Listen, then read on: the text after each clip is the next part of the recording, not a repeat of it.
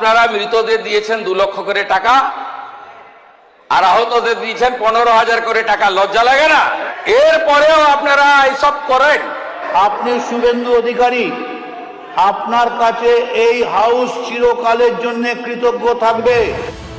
গুলি চলেছিল সিপিএম এর আমলে, মারা গেছিলেন 13 জন যুব কংগ্রেস কর্মী। ক্ষমতায় এসে গোটা ঘটনা তদন্ত করতে কমিশন গঠন করেছিল মমতা বন্দ্যোপাধ্যায়, আর ক্ষমতায় এসে সেই কমিশনের রিপোর্ট বিধানসভায় পেশ করলেন মুখ্যমন্ত্রী শুভেন্দু অধিকারী। কিন্তু যে ইস্যুকে সামনে রেখে একের পর এক ভোটে লড়েছেন মমতা বন্দ্যোপাধ্যায়, সেই রিপোর্টে কেন তিনি প্রকাশ্যে আনেননি? তিনি যা করেননি বিজেপি সরকার তা করাই কি বেকায়দায় পড়লেন মমতা বন্দ্যোপাধ্যায়? যারা আপনাদেরকে ব্যবহার করে এমপি হলো, এমএলএ হলো, মন্ত্রী হলো, মুখ্যমন্ত্রী হলো, চার্টার ফ্লাইটে চললো, হেলিকপ্টারে আকাশে থাকলো, বাড়ি গাড়ি সম্পত্তি করলো, দুবাই গেল, সিঙ্গাপুর গেল, আমেরিকার হপকন্সে চিকিৎসা করালো, তাদের থেকে আপনারা দূরে থাকবেন। 1993 সালে সেই দিন থেকে তৃণমূল সরকারের আমল পর্যন্ত যারা মমতা বন্দ্যোপাধ্যায়ের সঙ্গে ছিলেন, তাদের একাংশের গলায় এখন শুভেন্দু অধিকারীর ভূয়সী প্রশংসা। আপনি একটা কবরস্থ ডেড বডিকে মাটির তলা থেকে খুঁড়ে নিয়েছে আবার প্রকাশ্যে বার করেছেন। কেন চ্যাটার্জি কমিশনের রিপোর্ট বেরোয়নি?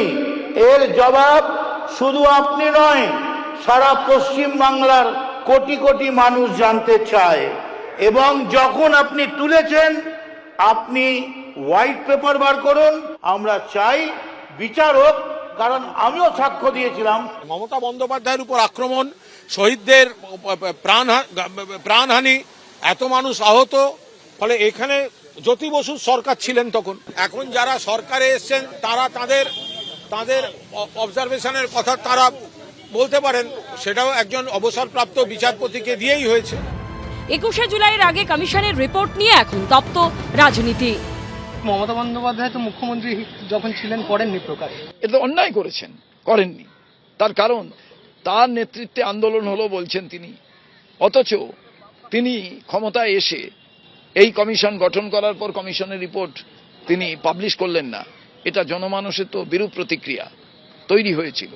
তো সাধারণভাবে শহীদদের আত্মা তাতে কি শান্তি লাভ করে? তাই শান্তি লাভ করেনি। কমিশন তৈরি করার পরেও তার রিপোর্টটা প্রকাশ না করার মধ্য দিয়ে মমতা ব্যানার্জির অসততা ধরা পড়ে গেছে, এবং 21শে জুলাই পালন করার মতন কোনো অধিকার যে ওনার নেই, এটা স্পষ্ট হয়ে গেছে। ফের একবার রাজ্য রাজনীতিতে ঝড় তুলল 21শে জুলাই। আশাবুল হোসেন, সুদীপ্ত আচার্য ও রঞ্জিত সাউবের রিপোর্ট, এবিপি আনন্দ। এবিপি আনন্দ, এগিয়ে থাকে, এগিয়ে রাখে।